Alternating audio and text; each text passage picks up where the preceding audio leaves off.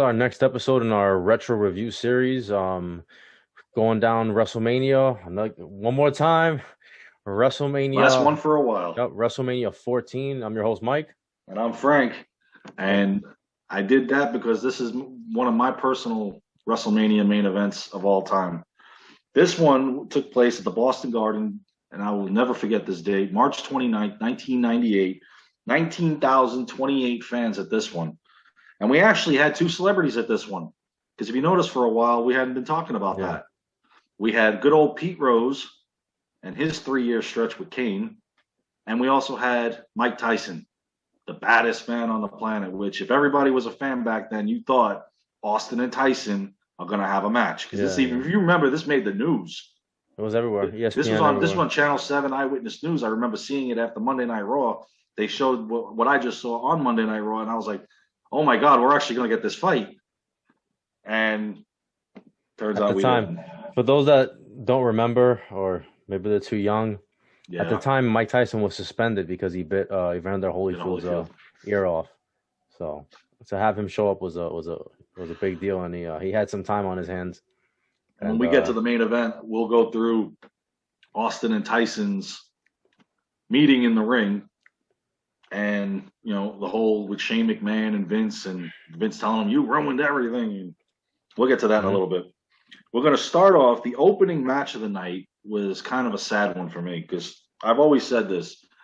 Your pay-per-views, your best matches are your opening match and your main event. The main event was solidified. However, the opening match wasn't, even with the comeback of this tag team. It was a tag team battle royal where the winner gets the number one contender shot. Oh, no, shot at the title. Yes, I know you do, because the rest of the card wasn't bad. It was just this match I wasn't a fan of. And it had teams like the new Midnight Express, which we've discussed this. You don't put new in front of it; it's not going to work. Oh, you know who I forgot? The new Dream Team. That was the new. Valentine and Bravo. Yeah. Anytime that was even a cup of coffee. That was a sneeze. That was one pay-per-view. That was the Survivor Series. Anytime they put new in front of an old tag team, it's over. So the new Midnight Express was a Bombastic Bart and Bodacious Bob, managed by Jim Cornette. It should have just been Bob Holly and Bart Gunn, and been done with it. I like the look that they had. The colors look good. The color, the blue and the yellow. And they weren't shaped. Those guys were in very good shape. They had the look for it. It lasted like a cup of coffee. So then you had, from the Nation of Domination, you had Farouk and Kama teaming up together. The Godwins, D'Lo Brown and Mark Henry, the Headbangers, DOA, Skull and 8 Ball were just together because I don't think Crush was there anymore. Bradshaw and Chains. Yeah. Again, another thing that they couldn't do with Bradshaw. The Rock and Roll Express was involved in this one, and I was always a fan of Morton and Gibson. The Quebecers were back at this time. Why? Like 2 seconds, yeah. Yeah. Los Boricuas, all 4 members. Sniper and Recon from the Truth Commission. The Steve Blackman and Flash Funk, which they were never teamed other than in this match. And then Brian Christopher and Scott Taylor, for nobody that knows, they were first called Too Much and then eventually known as Too Cool. Yeah, this is when they had all those gangs, all those groups, all those factions. They were trying hard to do another. Many. Yeah, they were trying too hard to do like an NWO. It didn't work. Sorry, there's only one. Exactly. And I'm leaving out the final team, and this was actually the team that won the Battle Royal. It's going to take me a little bit to say the real name. It was the Legion of Doom. However, it was LOD 2000. Yeah, they were now rebranded, and they had a manager. Sonny. There's some sunny days for them. I mean, at least Sonny looked really good in that outfit. That's about the only thing. I didn't like the biker helmet, the shorts. It just didn't look like the Legion of Doom or the Road Warriors that we've been accustomed to for the last 12 years. Not at all. And if anybody remembers, they were having a falling out after the feud with the Outlaws. They broke up for a little bit. Mm-hmm. They came back in this match. They won the Battle Royal to get the tag team title shot. Unfortunately, later on, they never got the titles all away from the Outlaws. So, but yes, Sonny did look good in that outfit, and she managed, what was it? The Body Donnas, the Godwins, the Smoking Guns, and now she moved on to LOD. And I think this was her last stop before she left. Before she has her ECW. She has her personal demons ECW, then a cup of coffee, and WCW. Yeah, a cup of coffee. I really think it was just like the Power Hour, and it was done. Because I really don't. More like a shot. It was more like a shot of espresso. Yeah, it was out of there, So it was an 8-minute, 19-second battle royal. I mean, that could have been something for the free for all. So it sucked, bro. It did, and for the opening match at WrestleMania, it was bad. But this was, to me, the only bad match on the card because the rest of the night was pretty decent. So from there, now we go to the light heavyweight championship. Well, who won? We got to tell everybody who won. Oh yeah, I mentioned it. Legion of Doom. Oh, sorry, my bad. Yeah. I don't want to say LOD 2000, man. I can't do it. I'm sorry, I can't say it. Yeah. I did, but it leaves a bad taste in my mouth. So now they had the light heavyweight championship, and now this was WWE really trying to compete with WCW because they had the cruiserweight. They had the cruiserweight division, yeah, and they had some of the best. I'll give WCW credit for this. They had some of the best cruiserweights. Yeah. In wrestling, and anytime they were on, I wasn't watching Raw. I was watching Nitro. No, I would Guerrero, not. Malenko, Mysterio, Hoovy, all of them. I would stay glued to the TV watching them, and they were like I would stay glued, and they were like the glue to the card, because you had your great storylines, but they were the glue to the card. Those matches, the Rey Mysterios of the world, some of the best Malenko's, ones. Jericho. Oh God, go on and on, but yeah, everybody. But this was even Psychosis. All of them. But this was WWE's attempt at, Yeah, the light heavyweight title didn't really take off, and really until they renamed it later on the cruiserweight title. And I mean, they had some good ones there when they brought it after the invasion and stuff. But this was a guy they actually signed for 10 years, Taka Michinoku, defending the light heavyweight title against a guy that was in there for a cup of coffee, Aguila. And it's funny how Taka was signed to a 10-year contract. So his contract ran through the beginning of 2008, and he was gone about 7.5 years prior to that. So that didn't really work out. He was really good in the ring. Both of these guys, Aguila was a 19-year-old, up and comer. I mean, this match for what it was pretty decent. Taka Michinoku kept the title. It was a 5-minute, 57-second match, but it had a lot of high flying. And even though it wasn't WCW's cruiserweights, it was still something to watch. It wasn't a bad match. Right. And it was two fan favorites because Aguila gave him the respect after it. Unfortunately, again, Aguila was gone after that because they couldn't really they weren't establishing a cruiserweight division. It was pretty much like a one in, one out, other than Brian Christopher and Scott Taylor. So from there, we go to the European Championship title match. This was Triple H. Well, I guess he was Triple H at that point. Hunter Hearst Helmsley defending the European title against the Blackheart, Owen Hart. And I really got a kick out of this. I really liked this match. This was Owen Hart, a fan favorite, after the whole thing with Montreal and his feud with DX. Unfortunately, I don't like the way they treated him through this feud. Like he was nothing. Yeah, he was just Triple H in China was just beating him up. This whole feud over the months with Triple H was just embarrassing for and then he wrestled this match injured.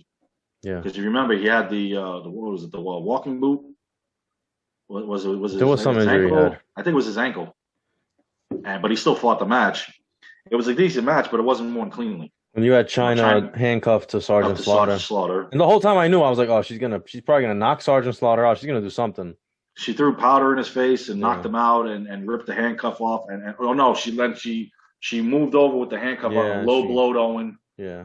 And Triple H retains the title. She helped Triple H break the sharpshooter before that. Yes. So this match wasn't clean, which I was kind of hoping it would be to culminate the feud. Same Triple H over. No, because after the night after he went, and I'll get to that later. The night after, he had a run with DX, and he literally became a fan favorite the next night. Like he had no choice. They had to do this, considering what will happen once. I mean, and he got the European title because Shawn Michaels laid down for him. Another time that Shawn Michaels, another time like a finger poke at him. Yeah, but no, it really was, but it was different because you expected it. Yeah, because it was Vince McMahon and Slaughter trying to put the two of them against each other when they were wreaking nothing but havoc in '97, and they were like, "Okay, I'm going to have Shawn Michaels defend his European title against Triple H," and he's like, "All right, let's do this." So you kind of expected some chicanery of sorts. Shenanigans, yeah. Some shenanigans, yeah. It was DX, man. Come on. Yeah. No, I didn't care. It was you gotta love DX, man. I mean, they put on some of the best stuff. Shawn Michaels puts over his boy, but he won't put over anybody else. But anyway, we're gonna go there.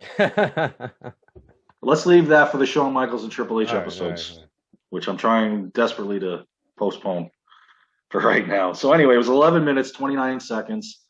We didn't get what we wanted. Like I said, I wanted a clean match, regardless what the outcome was. But unfortunately, we got what we got. Owen Hart gets buried in this feud, eventually joins the Nation. So now from there, another match. This one I didn't quite care for, but at least it made a certain somebody shine. This was the mixed tag team match.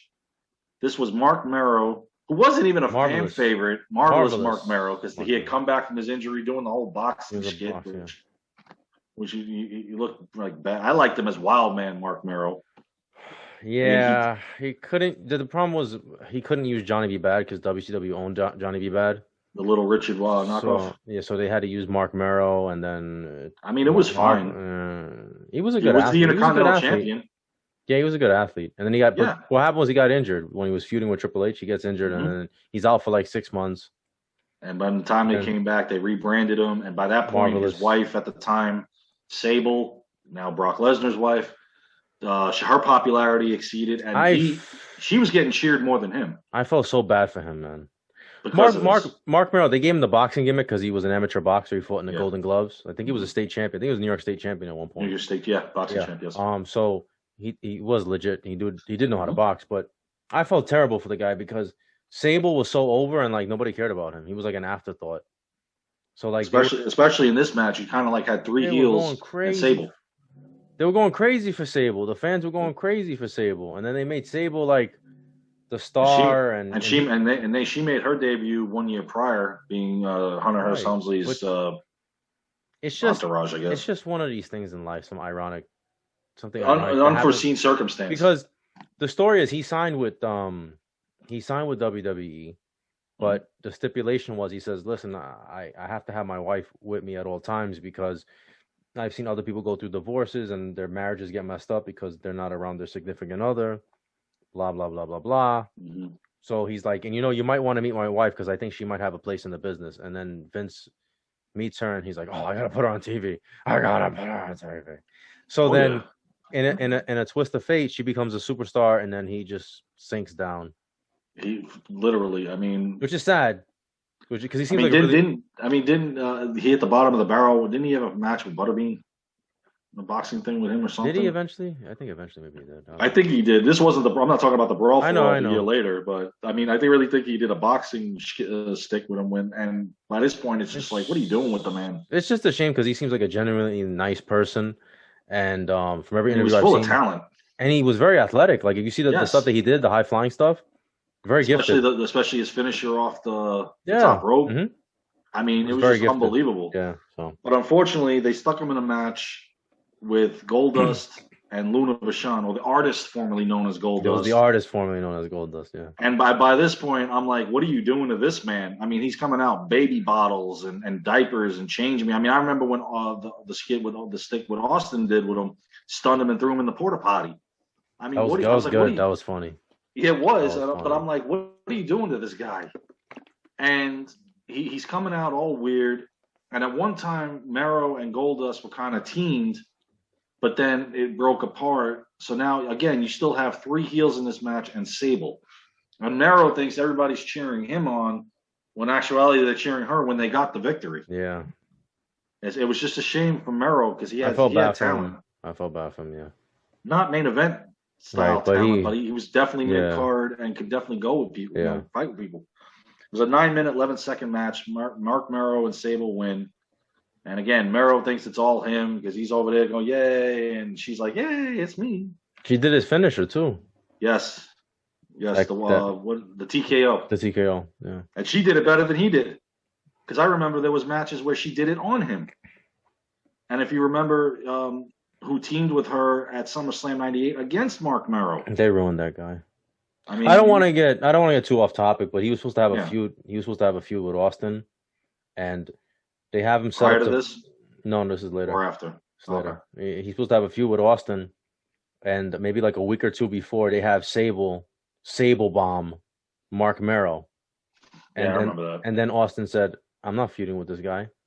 You just had a woman, his wife, just powerbomb him and embarrass him." And was then that going to be for the title though? I don't remember. Was he the champion at the time? Because no, it had to have been 98. So he had. I think so I'm assuming that he was. Okay. It might not have been a big program. It might have just been like a one-off. But Austin said, "I'm not doing that. You just killed it." I can't blame him. I don't blame him. But I'm saying it's just stuff like that. Like you just. They decided to push Sable more than they did him, and it was a shame because he was really good. And they used him to get her over too. That's the problem. Yeah, and by the time she was on her own, her ego and everything was just like the fans got tolerant because the following year the fans couldn't even stand her. Well, she's self-destructive, but that's another story. Yeah, well, that's Brock's problem. So from there, we go to one of the better matches on the card for the Intercontinental Championship: The Rock versus Ken Shamrock. And this was a great feud for about 6 months that these guys had. I mean, Royal Rumble, WrestleMania, King of the Ring. I mean, it just... The Rock had come into his own at that point. Yes. Even though he was still part of the nation, he was like, I'm part of the nation. It's just me and these three guys. Right. That's how he would put it. Remember he did that interview? I forgot who the interview was with. At WrestleMania? Yeah, and they asked him, "Oh, what would you do if you were the president?" And he says, "Well, president." That title's kind of like beneath me. Man. I don't remember Tanya. Oh man, I could see her face. And he was like, as long as everything's copacetic, The Rock will be just fine. Yeah, he starts calling people pieces of trash. It's hilarious. A great point. Yeah, you know, all the people camping out on the White House lawn, The Rock would just lay the smackdown on their candy ass. And that was a great. And I really wish I could remember her name, and I'm sorry I don't have it now, but I can see her face. But yeah, it was a great interview before the match. Mm-hmm. Now this match only ran 4 minutes 49 seconds, and Shamrock actually did win the Intercontinental title. Yeah. However, did not relinquish the hold, his ankle lock submission, and they reversed it to disqualification, and The Rock kept the Intercontinental title. And I want to say something about this. Okay. To me, it was BS because he actually did relinquish the hold. He just put it back on. Yeah, he let go. The match was over. The match was over. He won. He let it go, and then he puts it back on. And then the referee, didn't relinquish the hold. So they did the same thing to Bret Hart when he fought Jerry Lawler and put him in the sharpshooter. The only difference is Bret actually never let it go. That was at SummerSlam. He never relinquished it, and he actually put the sharpshooter and he pulled back because. Yes. I don't want to get too off topic, but Jerry Lawler had hit him. He hit him really hard at that King of the Ring thing. Yeah. And he never apologized for anything. He actually hurt Bret. So Bret's like, I got something for you. And when he put him in the sharpshooter, he yanked it back. Didn't relinquish it. I remember that. Yeah. So anyway, I thought it was stupid. I'm like, he won the match. He did let go, and then he put it back on. This is after the bell has rang. This is post match stuff that we're doing here. He won the just get the usual cronies in suits out here to try to break it up and be done with it. And then they're all just champion. They're all just like, oh no. But wasn't that afterwards he started doing the belly to belly suplex to everybody? He flipped out. Remember his eyes were all like wide open. He was going crazy. He went into the zone, and that was it. He was done. Yeah. But that was these cool. Guys, him snapping, but to take the belt away from him, that was stupid. If it was the plan all along, then just do a straight up DQ, but don't insult the fans. Okay, like you said, he relinquished the hold, he puts it back on. Oh, he never took it off. No, stop it. Anyway. So from there, we get a little hardcore from there with the WWE Tag Team Championships. This was a first. This was a dumpster match. Yeah. If anybody remembers, this is when they thought about putting the New Age Outlaws into DX. Mm-hmm. But Sean said that maybe we shouldn't, but let's just hold off because let these guys come into their own because they're doing their own thing and they're getting over just fine. And if anybody remembers on Monday Night Raw, they sent Cactus Jack and I guess I got to say Chainsaw Charlie. Terry Funk. Come on, it was Terry Funk. They put him in the dumpster and sent him off the. Yeah, I remember looking at that when it happened. I'm like, I hope they're okay. Yeah, I was like, I hope they're all right, man. I was like, I think they're in pretty bad shape.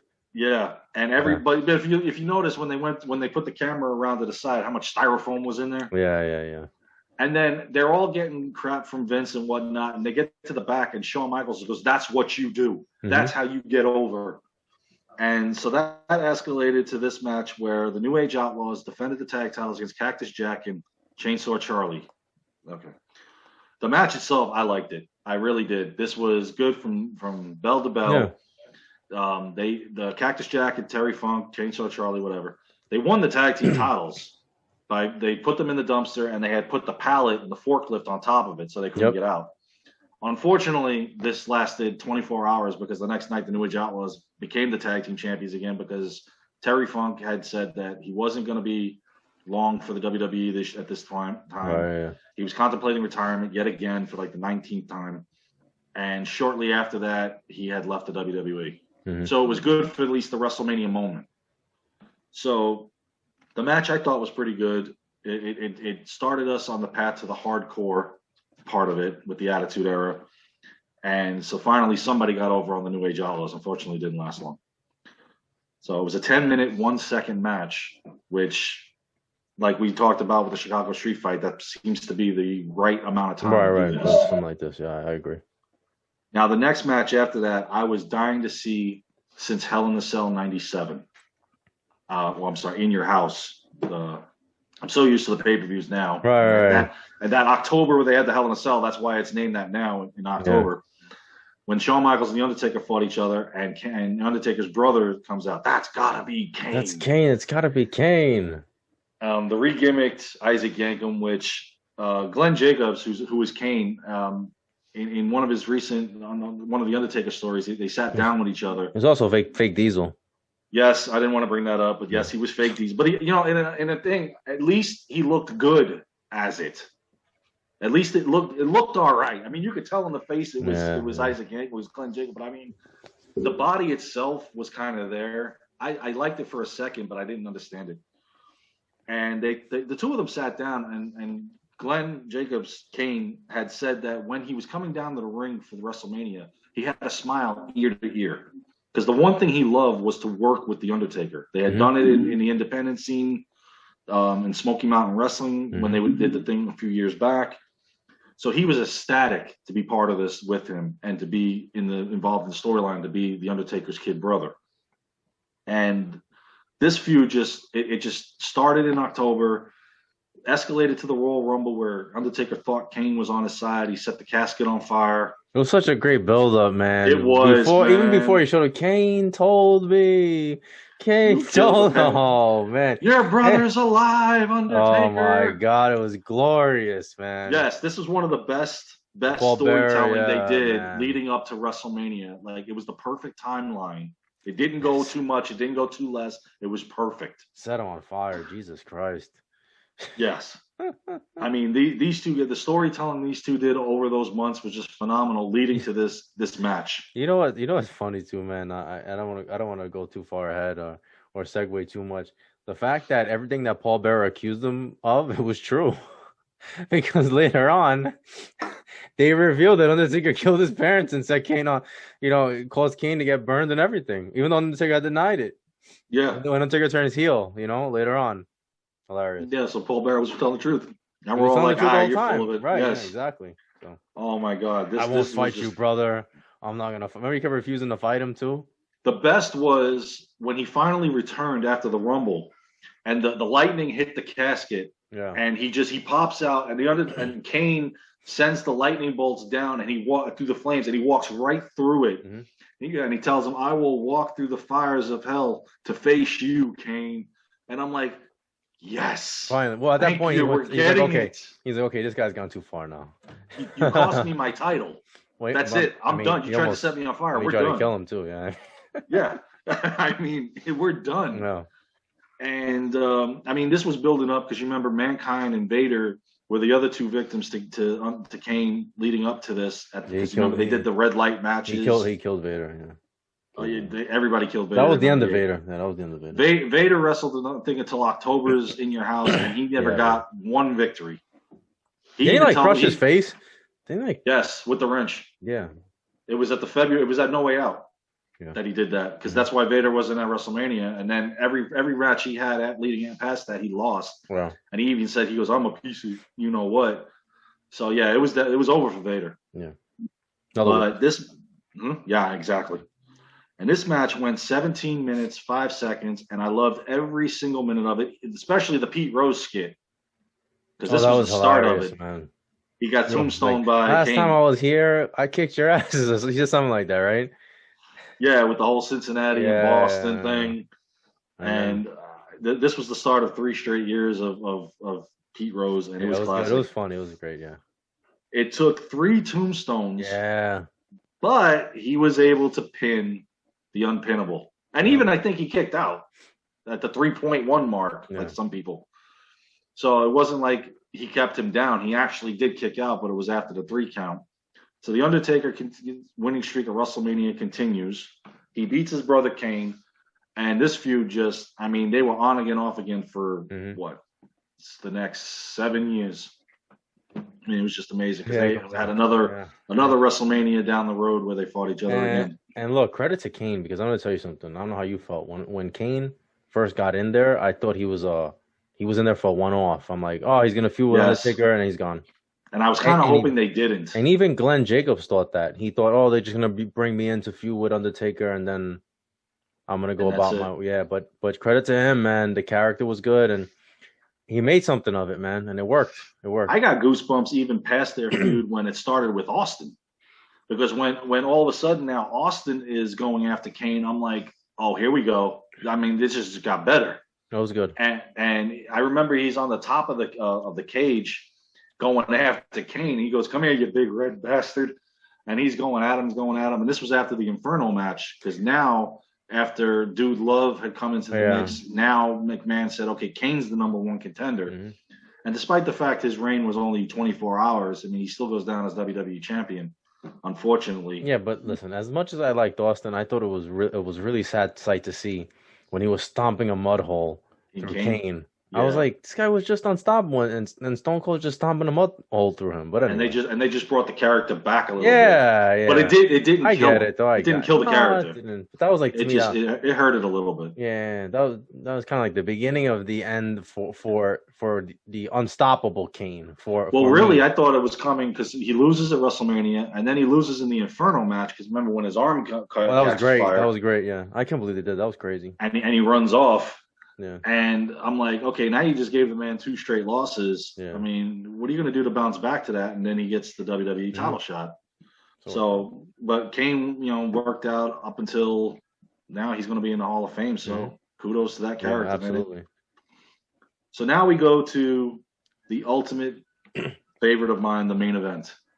For the WWE Championship, WWE Champion Shawn Michaels versus the 1998 Royal Rumble winner, Stone Cold Steve Austin, special guest enforcer, Iron Mike Tyson. Yep. Man, when Austin won the title and Shawn was the champion, I was like, oh, this is going to be the best Attitude Era main event we're going to see. Unfortunately, at the Royal Rumble, when The Undertaker sent Shawn Michaels over the top rope, he couldn't clear the casket because it was a casket match. And the bridge of his back hits the casket, and he falls backwards. And Shawn had said that he didn't feel it till the next day. And when he woke up in the afternoon, he couldn't move. Yeah, it was like a couple of days later. Yeah. It was a few discs shattered in his back. Because if you remember, at No Way Out, he was supposed to be involved in that 8-man tag team match. He couldn't do it. They put Savio Vega in there. So Shawn was still part of the skits with Austin leading the WrestleMania, but he didn't compete. So it was a good month and a half that he was out. And it was really sad because right before they show Shawn going out, I mean, you could tell the porch light was on, but he wasn't home. I mean, it was just sad that he said, I'll do everything I can to get there, but after that, I'm done. And Vince knew that the end was coming for Shawn, but he had to get through this match because even Vince had the idea at No Way Out, well, why don't you just, he goes, I know where you're going with this, Vince. I'm not doing what I did last year. He goes, I'm not. He goes, I'm not dropping the title. He goes, I'll get you. He goes, I'll get you to WrestleMania. Yeah, but there was a lot of drama with that whole thing because they, the whole thing with Shawn was he said the injury, it did happen at the Royal Rumble, but that it was an accumulation thing, that his back was already messed up, and that was kind of like that just kind of pushed it over the edge. But he said, I want to go to WrestleMania. I wanted to, do the favor for Austin. But the thing, a year before, he lost his smile and he had a career-ending knee injury that was going to keep him out. Now he has another career-ending injury. I don't know, man. The whole thing. If they do the same thing twice in a row, Listen, I mean, man. it's just it becomes cliche. But I'm just saying with Sean, especially back then. Well, I know he was hurt. This was legit. I know he was hurt. I just don't know how hurt he really was. Because if he what at the WrestleMania? Yeah, at the WrestleMania. If he wasn't hurt, explain the 4.5 year absence or the 3.5. I could explain very easily. He got about $800,000 to stay home. $800,000 a year to stay home out of fear that he was going to jump to WCW. WCW, yeah. So you don't know. He could have. If the injury was so bad, I mean, why would he want to waste 4 years of his career though? He didn't have to wrestle though. You're going to get paid $800,000 a year to do nothing, and not literally do nothing, because he showed up on TV from time to time. He had his little commissioner thing. Okay, fine. Wrestle, referee. Referees, yeah. Who's going to say no to that? And Sean was already burnt out, and he was having a lot of demons. He was hooked on pills. He was having. You saw it. Well, look what he looked like at WrestleMania. I'm sure he was on painkillers or whatever. When he went down. Oh, dude, you look in his eyes when he's like, "This one's for you, Earl." Because remember, Earl Hebner was. He might have been drunk too, though. Who knows with Sean? That whole. Oh Lord. Listen, I gotta listen. I have. I'm telling you, because every story that you hear from that era of Shawn Michaels is that he was completely unprofessional, and that nobody knew when he was hurt or he wasn't hurt. They didn't even know he was going to show up to WrestleMania. He threatened Vince that he wasn't even going to show up to WrestleMania. Even after he said, "I'll get you there." Yes. I know they were worried. You remember when they did the WrestleMania workout? Yes. And Shawn was in the ring and somebody threw a battery at him and he walked out. He walked out. And Vince was pissed. He was in a bad place. But then he came back. And he finished the skit with Mike Tyson and Austin, and he did it. Listen. But yeah, I remember that. Think about the fact that The Undertaker stood in gorilla position with his fist taped, ready to knock out Shawn Michaels if he didn't drop the belt. That tells you everything that you need to know about whether or not they knew Shawn was going to do business, and Shawn's personality at that point. Who the hell knows? If you look at the fall he took at the Rumble up against the casket, and I'm speaking of experience because I have tremendous back issues throughout my life. I have some problems. You look at that fall, you can see where he hits, and I can see where he would be having the issue. I just don't think he was overselling it like he was a year earlier. I really think he had an issue. It's possible because if you look at his eyes during the match, everything he was trying to do, at one point he couldn't even stand up, and he's like, God. And they had to kind of cut the mic off. But Sean is one of the best guys to sell stuff. So I understand that. I just don't think he was doing it here. I'm having a hard time believing that he did that here. It's just I find it interesting that Shawn Michaels' contract expires, right, years later, and next thing you know, he's back in the ring after his contract expires, and he's not getting paid to do anything anymore. He's not getting paid to stay home and do nothing. Then all of a sudden, he's healed. He's back in the ring. I don't know. I don't know. Well, 2001, after his rehab, he had gotten the surgery on his back. Yeah, he had the fusion. Fusion, but that was how many years later? I don't know, man. So are you going to say that, like for right now, you're going to say that Edge got paid to do skits on the WWE Network for 9 years? Edge, they didn't pay Edge $800K a year to stay home. No, but they Edge just had to paid show him up to work. No, he had to show up to work. They weren't just getting. I'm just saying, based on Shawn's and Edge does not have the history that Shawn Michaels has. I know that they're totally different. I know that. So, I just don't think he was overselling it. Like I really think the pain was in there. You might be 100% right. I'm putting it out there because I can see it in his eyes, and I've had that same look in my face from time to time. I need a fusion. I need a fusion myself. My neck is fused. You know that. I need a spinal. I'm not the spinal. I had the spinal fusion done already. I need the back fusion. I refused it. I got cortisone instead, which didn't do anything. But I don't want to get off into a tangent. We can go on about injuries. I mean, imagine if the two of us got in the ring on my own. Right. Exactly. Yeah. It'd be the end of both of us. Yeah, that would be the end of us. But okay, I've seen the look on his face. I've seen that look. I've done it myself. I know. I've been there. And for the way he felt, whether it was oversold or not, he still put on a great match with Austin. Yeah, it was a good match. But here's the other thing. We'll move on to the match. Shawn Michaels looked jacked as hell in that match. You look at Shawn. Look at the shape that he was in. He was built So I don't know if this guy's back is so messed up and he can't lift weights. Has he hit in the gym? How is he hitting the gym and he looks solid, man? I know they did something to him prior to WrestleMania. Not loading him up on pain meds. They shot him up with cortisone, I think. And who knows if he could get to the gym. But yeah, I got to agree from the way he looked at Dude, he looked great, bro. He did. But I mean, he was never out of shape in any of his matches throughout his career. But you would have thought he would have lost some definition, some size. I don't know. Okay. Let's get to the match, man. I mean, the match itself was phenomenal. It was 20 minutes, 8 seconds. Mm-hmm. The referee gets knocked out. I mean, that classic, I go for the super kick. No, I blocked it. Turn it around. Go for the stunner. Yeah. No, reverse it. Go for the kick again. Now I got the stunner on you. Yeah. I mean, that right there was awesome. Yeah. And then the fast count from Tyson. But even before that, the fact that remember Austin was outside the ring and then Tyson throws him back in the ring.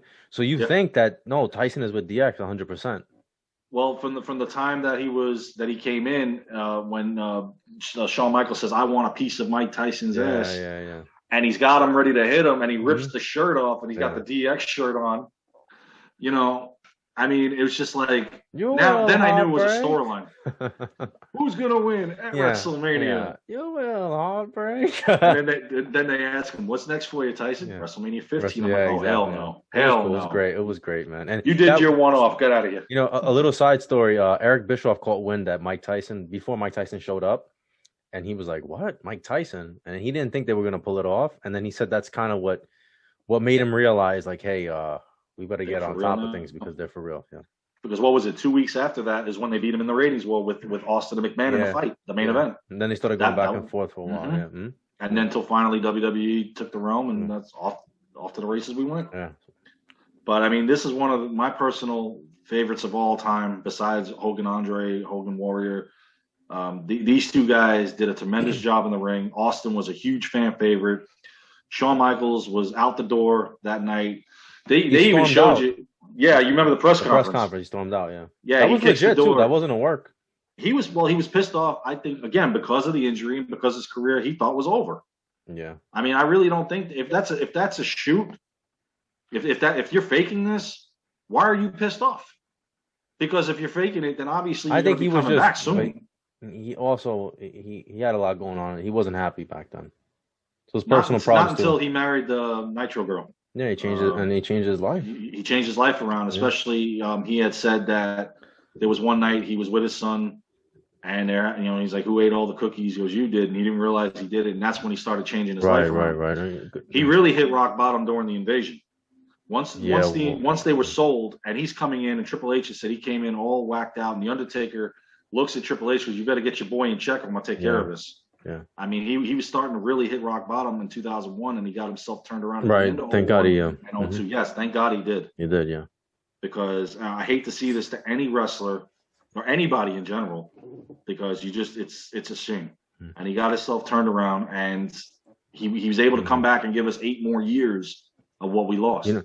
No, definitely. But you know who, besides Austin, you know who benefits the most from this moment? Triple H.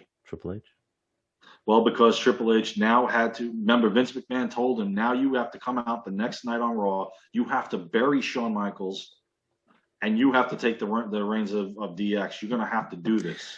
I give Triple H credit for that promo and taking, like you said, he took the ball.